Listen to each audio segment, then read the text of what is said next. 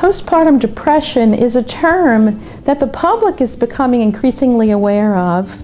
However, we have to be careful with the term because it may lead us down a narrow path of expecting that it's simply a sadness or a loss of interest after having a baby, when in fact postpartum depression is a term that describes a complex array of symptoms characterized by mood instability, anxiety, often with onset immediately after delivery, and can occur up to 2 years postpartum, with the most vulnerable time being in the first 3 months postpartum. It's often difficult to determine the cause of what we may call a brain disease.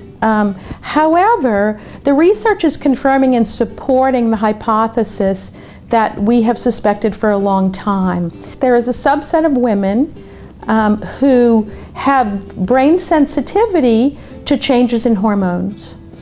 And in postpartum depression, that's significant because at delivery, at the time of childbirth, estrogen drops from 100 to 1,000-fold.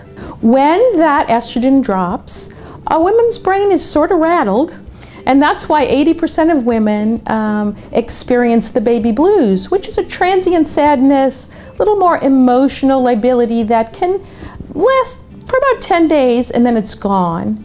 But what this research is confirming is that some of the causes in some of the women may be a genetic predisposition to a sensitivity, such that when that estrogen drops and the brain becomes rattled, the woman's brain has difficulty, if not impossibility, in stabilizing things again. For example, if it's simply the baby blues and not a vulnerable woman to depression, that the maternal hormones sort of take over and establish joy and connection.